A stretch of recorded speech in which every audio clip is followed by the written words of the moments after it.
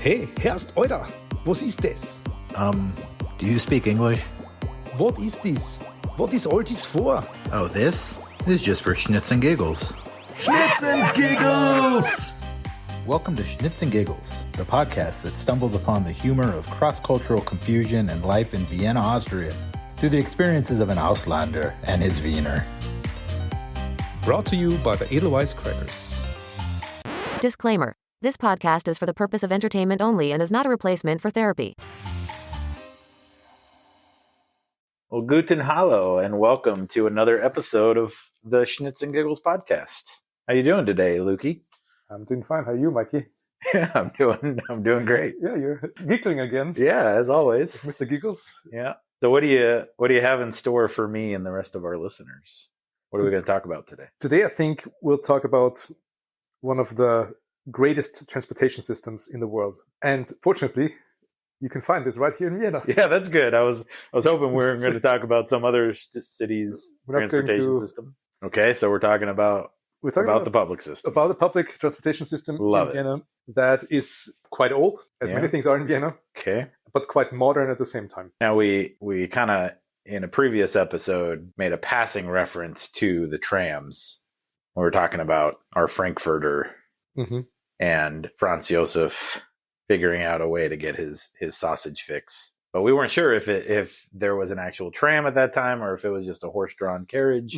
Maybe now we'll know for sure. Maybe now we'll dive deeper into these things. Yes, first of all, it started out, as you just said, as a horse-drawn carriage. And they started out in 1865. Oh, okay. So that's the first time it was... With the horse-drawn carriage. With the horse-drawn. So there was an organization that had tramway, we call it. So that was before the Frankfurter made its mark, right? When was the Frankfurter again? I forgot. I have to listen to the episode again. But it was about the same time, I think. Yeah, pretty close. But it was at the time when Franz Josef lived, for sure. Yeah. So that was during his reign. Also, that will be another episode. That was the time when they rebuilt Vienna, literally. Right. That's the beginning of the Ringstrasse. The Ringstrasse. Everything that surrounds the Ringstrasse. So the second half of the 19th century, that's all they did in Vienna. Yeah, an important time for building new buildings, beautiful. Huge for the Viennese construction industry. Exactly. And they had a tram that took them to places, and they had good sausage as well. So it wasn't until 1897 that we had electric vehicles. Yeah. Okay, so there was a time of horse-drawn carriages, and then they figured out a way to get electricity involved. Did that lead to more lines then at that point? Did it become more connected at that point, or did they just follow the lines that they already had? First they replaced the existing lines, of course, and the whole system just grew and grew. And they had all kinds of numbers and letters to label those lines. At some point, they even had symbols, like a triangle or something. Why? Because in those days, a lot of people couldn't read. Okay. Yeah. So they know how to count above 10 or something? So they had to just recognize the line. So you go on the triangle line, you go on the circle line or something. Okay. That was their early start. So I don't know for how long they did that, but later on, they introduced a number system and a letter system. There's only a few letters left, actually only two trams that still have letters to this day. Okay.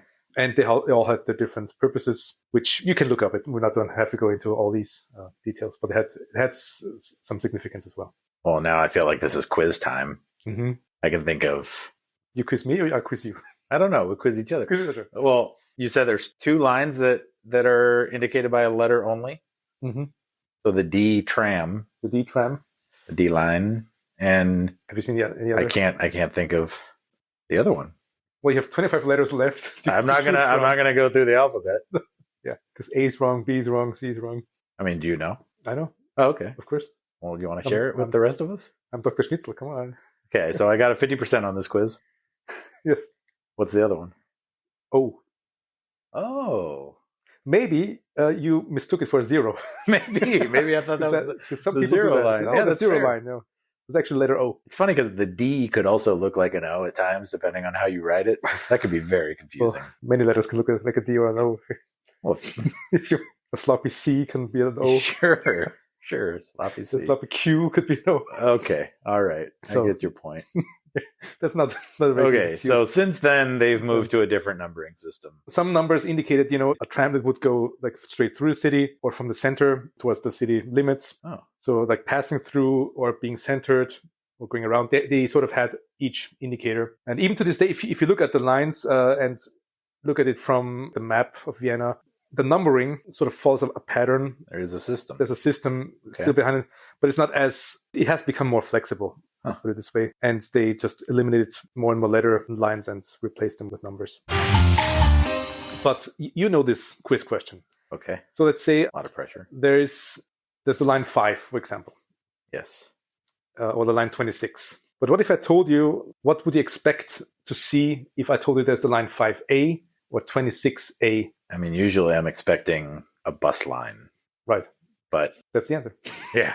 That's good. So the numbers are trams. The numbers with letters A or B sometimes. So 5A, 5B will be a bus. Well, I guess, all the buses have an A or B at the end of them. You never noticed that? I don't think I ever really made note that there weren't any buses that were just numbers by themselves. Yeah. Except for some regional buses that go outside the city that are not really operated by the Wiener Linien, but we never actually even say the name. Right. Shout out Wiener Linien. Wiener Linien is the transportation system, the Vienna lines. Yeah. Or the Viennese lines, so to speak, like the traffic. Yeah, that's what it is. Buses. Good history. Trams, and also pretty late on in history, the U-Bahn. The U-Bahn. Which has become the most important transportation system in a sense. They're the main arteries of the system. Yeah, they were planning on building an U-Bahn in the 19th century. Really? But then they couldn't figure it out. Like, they had so many plans to change their plans, and then a couple of wars happened in between. Sure. Well, not to bring other cities into the mix, but the Budapest underground line was built around the 1900s, was it not? Yeah, lots of European cities started around that time. Yeah. I think the oldest is in London, as far as I know. And many cities followed. Although it's not completely correct if I say there was nothing, since what Vienna used to have was the Stadtbahn. That was a predecessor of the U-Bahn in some ways, because even to this day, some of the tracks we're using for the U-Bahn had been built in the 19th century. But not underground. Partially underground. Some underground. Mostly the line U4 and the U6 are the ones that use those tracks till this day. And they look so much different also. That's true. Yeah, the U6 has an old-fashioned feel to them for sure. Yeah. All right, good history. Good history. Wow. Good history, yeah. You're not even a history teacher, but you did it. You did it. I did it, yes. Good job. Yeah, thank you. What else is important? What else is interesting when we talk about the Wiener Linien? Well, if we're serving a purpose here with this podcast of helping expats who live in the city or maybe thinking of moving here. Oh yeah, let's not forget that. Yeah, I guess we could talk a little bit about the value of the system here. Let's do that then. Okay, good. Okay.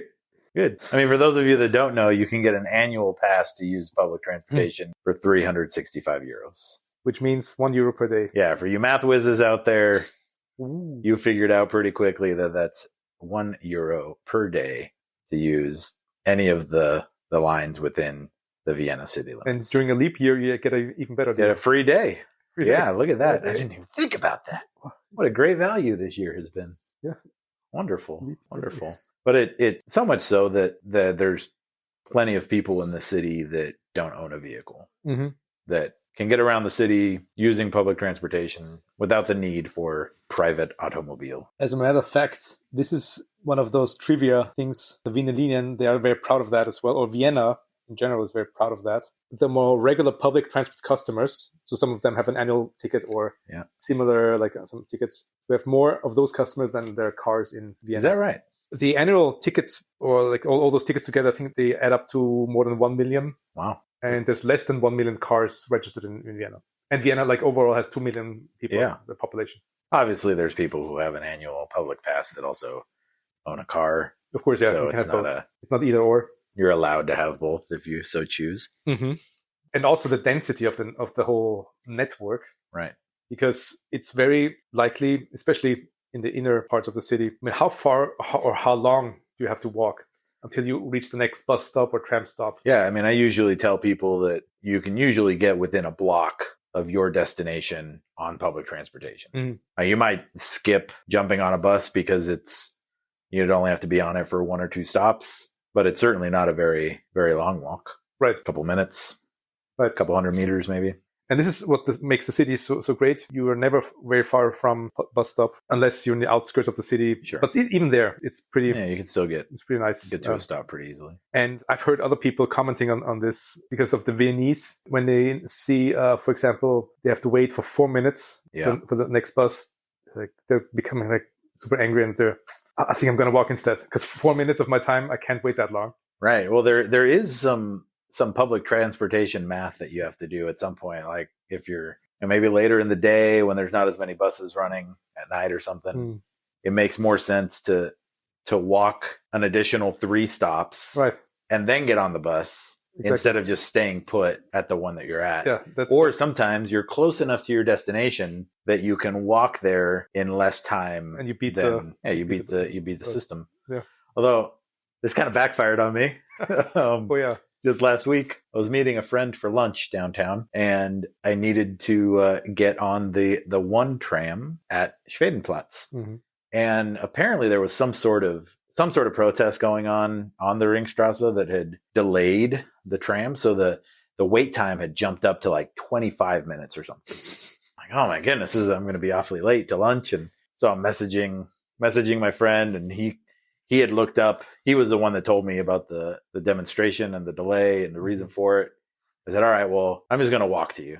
And I had looked up kind of see what the walk would be, and it said probably about a 25-minute walk. I'm like, all right, I'll get there before the tram would pick me up, so I'll save some time by doing this walk. But because of the unknown nature of the delay, or like the unpredictable nature of the delay, sure, as I walked up to the restaurant, the tram went by.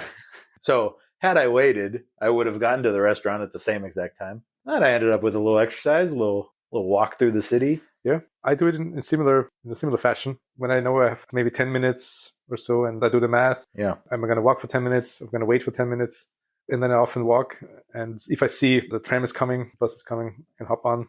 I really like the improved signage that a lot of the trams are starting to get in at some of the major lines that have the actual time that you have to wait. They've kind of taken the technology from the U-Bahns and put them on the trams or whatever. So that's kind of nice when you're doing that walk, because you kind of get a feel whether it's worth just stopping at this next stop and waiting for the tram, or continuing on to the next one to kind of do that little tram. It's true, race. because it's in real time. Yeah, before those days, of course, they just had it like on the paper at the stop, and you can see, okay, this tram is scheduled to arrive by what it's scheduled to be. 2:42.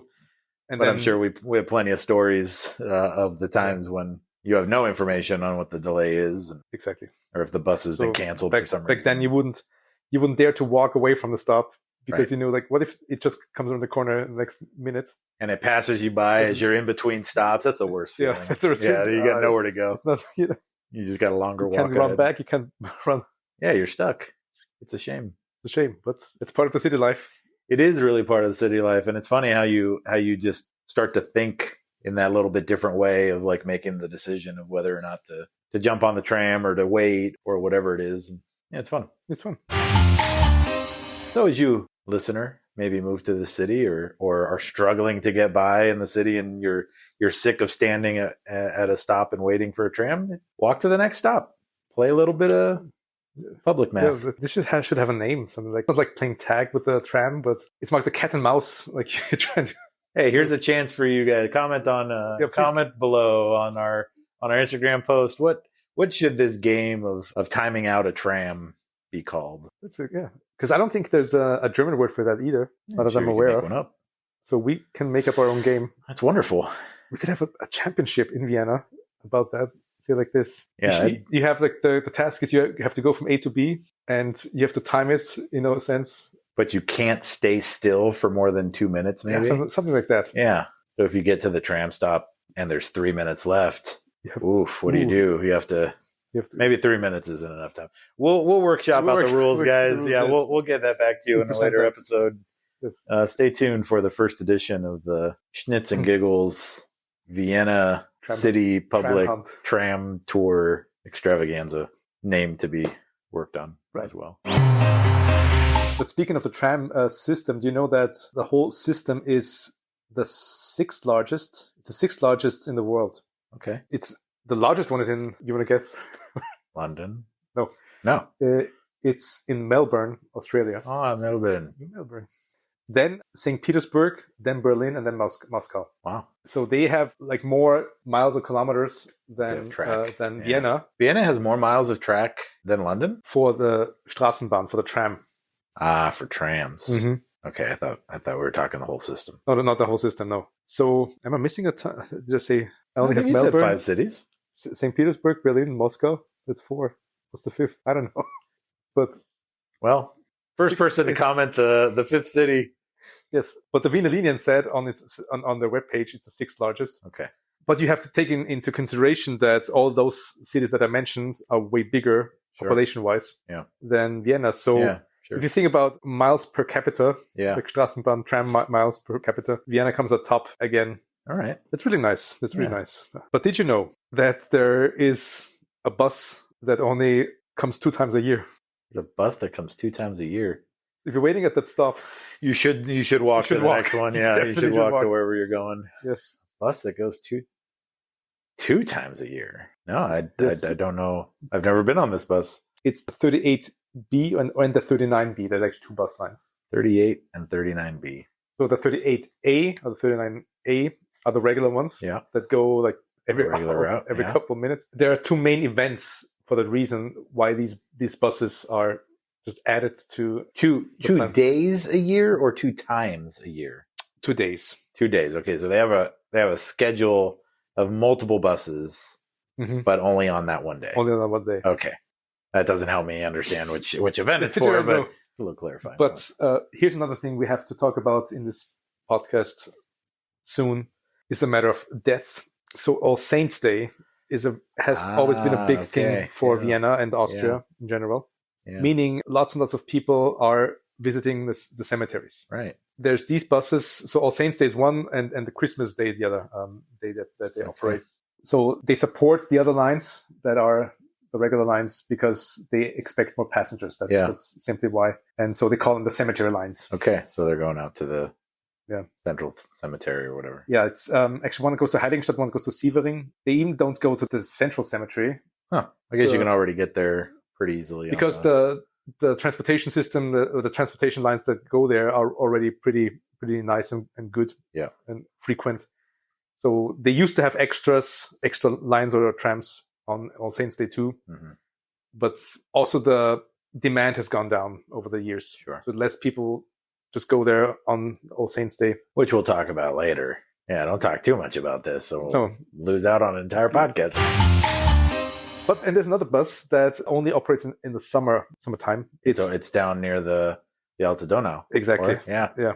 So it's the 20B. Yeah. That runs from May to September, and it connects the U-Bahn. Yeah, the Alta Donau stop, and then the Neue Donau. The Neue Donau. Yeah. The U6 and the U1. The U6, so it goes back and forth. We and have drops used off. that one a couple times. Yeah, it drops off all the people want to jump into. Yeah, it's a wonderful connection point to get from the U6 to the U1. It would actually be kind of convenient to have all times a year, potentially, because there aren't like a lot of direct like cross connections between those 2 lines on this side of the Donau. So that's true. But of course, it's probably not being used. The demand is always it goes through a neighborhood. Not much to stop at in between. They're always monitoring how many passengers do we have on the bus on the tram, and then if it doesn't add up, they change the lines. They cancel some, and that happens. Seems like nowadays though they're more in the mode of adding new bus lines to meet new neighborhoods or the potential expanded ridership. Because buses are easy. You can have a bus line tomorrow if you wanted to. Right. But trams need tracks and lots of preparation time. Although they're building a new tram track now in the northern region, where it connects the northeastern part and northwestern part, so Floridsdorf and Donaustadt.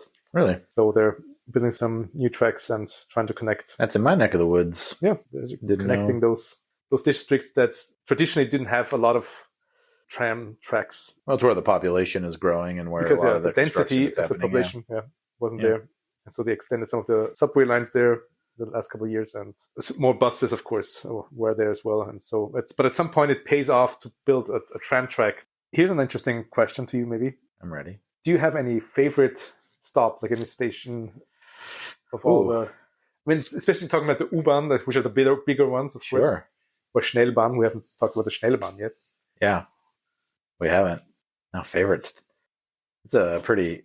There's a lot of factors that could play into this. You have to really think about that. I mean, Floridsdorf has become a regular stop for us because there's, it's kind of a starting point for a lot of connections throughout the city. That's true. Because it's kind of a main train station with a lot of access points to different things. Man, but favorite? I don't know. That's by what standard? Yeah, by what standard is a favorite? You're free to choose. I'd like to go to. Yeah, I don't know. I mean, I guess Floridsdorf just because it's what we use. So it's if that didn't exist, then it'd be hard to get around for us.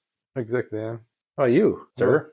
What's your favorite stop? My favorite stop, by whatever standard you want. First, I think I should tell you more about what the Viennese think about Floridsdorf and that stop. Yeah, because for probably most of the locals wouldn't pick that right place because of the nonsense, the shenanigans that are going on there. Yeah, that's something. But maybe the stop is fine, like from transportation. Sure. I mean, like you said, I don't have a lot of the cultural baggage in the neighborhood. Yeah. The cultural baggage is bigger. The neighborhood baggage. But you have, I don't know how many bus lines and trams passing through, and the Schnellbahn, so many. So it is a great connection point. So that, of course, is absolutely true. I was just thinking myself, because I don't have a definite answer. Although I have an answer. You have an answer now? Yeah, I have an answer. You want to go first? No, you go. I don't. I have two answers. Maybe I give you my first answer. All right. And then you give me your second answer. I have to give my second answer. So my first answer is some really nice old ones. Yeah. Of course. Sure. The U40 is very old. And the last stop at Hütteldorf, for example, has a really nice, like the whole architecture of the building. It's really, really... That's a fun stop. You feel you're almost like a century back, like back in time. And the other stop, Heiligenstadt, is some way similar. Oh, the other end stop. I was like, you're giving your second favorite stop already? No, this is still my answer number one. Okay? I haven't switched to answer number two yet. Vienna has put lots of effort into maintaining and renovating those old buildings. Yeah, because they're old but not run down. Right. Yeah, but really some of them have been run down and looked really shabby in the last couple of years. They even tried to modernize the whole station. So it's not just add another coat of paint only, but even like the whole technology and the electric system, you name it, will be renovated along with the whole building. So that would be my answer number one. That's a good answer. Those are some nice. Thank you. Some nice stops. I mean, I've had some experience in the city. Okay. I like the Schottentor station. Because you got that cool underground tram section with the view up towards Votivkirche. Yeah, right. So that's kind of a cool feel with all the little food stands down below, and then the accessibility to the U2 is nice. It's like a little adventure, as if you were in Prater. Yeah, it's kind of fun. It's yeah, like the amusement park and St. Stephen's, so to speak, at the same spot. It's one of those stops where you can come out in the absolute wrong part of the city too. Like it's kind of like Karlsplatz as well, where like you could come up like a mile away from where you actually wanted to be because you came out the wrong exit or whatever. And there's little escalators, there's big escalators. You got everything you want. Yeah. You can spend the whole day there. Yeah, you got some, you got nonsense happening with. It's right near the university, so you get weird folks. You can run into like any random demonstration as well. Right. Yes, that is my answer. I really like Schottentor. Great. I mean, the one you picked is a very good choice. Again, from a technical or like transportation point of view, because there are, I think it's 10 trams. So many trams that meet there. Yeah. They have some just passing through, but most of them have their final destination there. Right. Final stop. You can get to a lot of places in the city by starting there at Schottentor. Yeah. It's amazing how many there are. And you have one U-Bahn connection, and there's 1 or 2 buses as well. It's the one stop in Vienna that has most trams at the same. Okay, same that would have been a good trivia question. Yeah. So you basically just mentioned it, but where most U-Bahn lines meet? Be Karlsplatz. Would be Karlsplatz. Yes, we have 3 of them meeting there. So you want to hear my second answer? I'd love to. Thank you, sir. So I think one really cool stop is Lengenfeldgasse.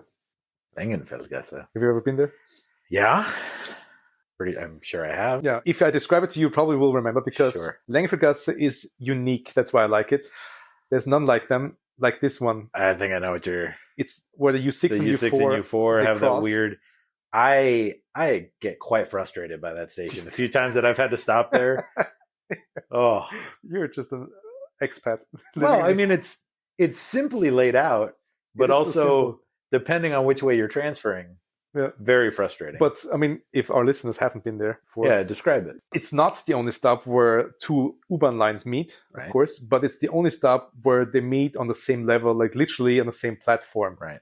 So you have 4 tracks of 2 U-Bahn lines next to each other, but of course in 2 different directions. So if you want to go to the other direction, you have to go up and go to the other platform. Yeah. But if you want to hop from you can actually hop from one train into the other if they're waiting there. Yeah, if you're going in the from the U4 to the U6, it's going in those directions. You're golden because it's just a run across the which that actually is a lot of fun to sit and watch. Is the commuters who are switching there and seeing the panic on their eyes as their train comes in and they see. It seems like they usually wait though. Yes, they actually have a little like a traffic light. Okay. So if the U6 is there first, and if the U4 comes in within a certain time range, a couple of seconds after that, 30 seconds or a minute or so, the train has to wait until the other arrives, and so then they exchange the passengers, so to speak, and then they're good to go again. So that's a good choice. Thank you. See, I like that. I thought so. It's unique and fun. Good. What's also typical for Vienna is we're doing so well in the city. We're having like all the best things on the planet for urban life, which in turn causes lots of the people to find reasons to complain. Sure. So like I said, we have one of the best transportation systems in Vienna. It's not perfect. Right. So there was just a recent voting on finding the ugliest U-Bahn stop. Okay. Do you have any suggestion for that? Ugliest. Which is one that you like the least, or you just dislike? It can be ugly or just impractical, frustrating. I can't necessarily say why, but I feel like the Volkstheater stop would make it on that list. As in the ugliest? Yeah. U2 or U3? Oh, well, U2 isn't there, but I'm pushing you. But actually, first of all, they're renovating the U2 part. Right. Now. Yeah, so it's been a while since... At least in 2024. Oh, maybe the museum's quarter station back in the day. It doesn't exist anymore, really. Yeah. They're redoing it, so I'm sure it'll be quite nice. It's much nicer now. That one seemed a little janky. I think it's funny that you said Volkstheater because that's what I'm saying. I don't know why I said it. There's something about it. I feel that like. Were you referring to the ugliness of it, or just like you just don't like it? I mean, I love the stop. It's a wonderful stop for many of the things that I enjoy doing in the city. Yeah, it's a very important stop. Yeah, it's especially in our backstory. I feel it's an important stop because it's some good tram lines start there. Mm-hmm. Yeah, maybe it's the dimensions of it. Yeah. Like it's super deep and narrow. Yeah. So maybe it feels different. I don't know. I can't place. That was just my gut feeling. Okay, I'm sorry. I think it's just funny that they said because Volkstheater, it's kind of the pride of the Wiener Linien in a sense because sorry everybody because it's literally an art gallery. Yeah. Because if you're waiting for the U3 there, and if you look up, they have some art up on the ceiling and on the side walls. Right. Which I give to you. Might look a little creepy, or like maybe that's what it is. Maybe it just feels creepy. It just feels out of place. Yeah, maybe. But sort of half the station is a museum in a sense, right? And you can access it close to the museum, or if you have a ticket. And it is close to the big museums also. That's why it's kind of and the Volkstheater. It's the theater. Yeah, that's also just if you just walk up there for the people. For the folk. So you have Museumsquartier there, you have Volkstheater there, you have the other museums. This stop is sort of the key stop for culture, museum, paintings, theater. I've never been accused of being very cultured, I suppose. After all these years living here, you still haven't really caught up on that. I mean, I don't know why I blurted that out as being what I thought would be one of the ugliest. Because really stepped into that controversy. Oof. I mean, you talk like a real Floridsdorf person. Oh no! Yeah, I'm a Trans-Danubian. Right, because the people in Floridsdorf are often accused of being like the right kind of how should I say uncultured Hicks. Uncultured Hicks. So more like the rednecks of Vienna. Right. So, you're just in the right spot. All right. It's fun. You just kind of where I'm supposed to be. Well, what is the ugliest one to you, my friend? I was thinking the same thing. What, you were thinking the same thing? No. I was asking myself the same thing. Sorry. Okay. I was like, you just jumped all over me. About how wrong I was, and you're going to agree with me? Seems like a pretty rude move. I had a boss once who was like that. Yeah. All right, we'll skip that. So, which is your least favorite stop, Lucas? Let's stay on track. I completely here. agree with you. But We're going to get on trouble. Yeah. We made a meme about that. That was back in the day. I don't have a definite answer for this one. There's one that's just next to Leckenfeldgasse, it's Gumpendorfer Straße, which is pretty ugly because they also have a center for drug-addicted people there. Yeah. So lots of people hang out there that make the whole place a little uneasy. Yeah. Although I've been passing by there. So that's good English. Been passing by there. You're a German teacher. It's okay. It's okay. Since I was a child. Yeah, you're a big U4 guy. I'm a big U4 and big U4 guy. Yes. Although now I'm more U3 guy these days. Well, euphoria for you. No, every time you get to go on that. Euphoria. Euphoria? Yeah. U4? Yeah, I have to explain this one too? I wasn't listening to you. Oh, that's fair. Don't blame you. Yeah. I mean, who would listen to us talking? That's just insane. Yeah, crazy people. However, the Gumpendorfer Straße is not the U4. Oh, no? I thought it was. It's a U6. Okay. Well, sorry about it. Well, see, I don't go on the U4 very often. See, and not on the U6. Well, you go to Florida. I go U6 quite a bit, but not that far over. Yeah, that's where it becomes really dangerous. Yeah. In a sense. What I'm saying is I grew up in that area and people have been dealing drugs there and for ages. And it's not more dangerous than other places, I think, in Vienna. Sure. It's maybe looks a little strange and less friendly. Yeah, probably feel more uncomfortable if you're unfamiliar. Yeah, you might feel uncomfortable if you go there for the first time, but it's kind of my hood, so I'm okay with it. The place means a lot to me in a sense, sure, but it's not really nice. Yeah, just to say that the way it is, and also the public voting that was that started this whole conversation. Yeah. They picked the stop Thalia Straße. I don't know if you're familiar with that. That's just 2 stops down from Gumpendorfer Straße. No, 3 stops down. Amongst those old stations, it's one of the few that are fairly modern. Right, it does feel different. It's completely different design. Yeah. Because most of them are like white houses with green roofs. Right. And it's just brown, like a brown. Yeah, it's like rectangle. It was modernized in like the 70s. Yeah, and I think it was built in the 80s. Okay. So they added that stop. Lots of people don't like it. It doesn't fit with the vibe of the U6. I mean, what you have to give it that. I think there's no other stop in all of Vienna that has the same design as Thalia Straße. All right. It's very unique. Yeah. But it seems like it's very unpopular, this kind of design. Doesn't fit. But I've heard people say they really like that place because you have, 3 hot dog stands and 2 kebab stands right next to each other there. Hey. And it's a place where a lot of people hang out. Also, like there's a lot of nightlife there. So people getting some snack in the middle of the night, that's the place to go. Okay, it's good to know. It might not look great, but it has lots to offer.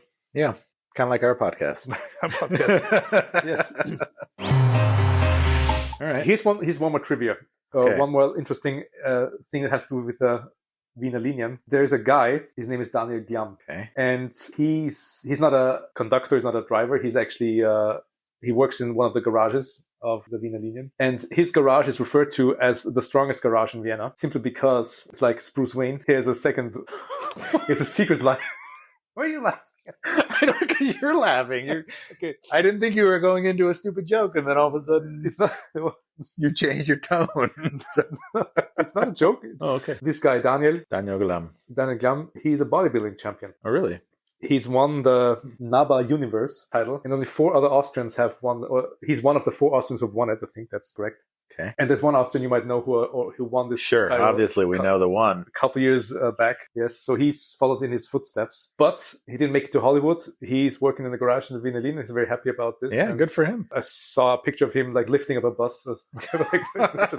Yeah, I guess a lot easier when you don't need to wait for the trolley or the crane to come pick up the bus. So we have really, really cool people working for the best of the city here, and so that we can appreciate that.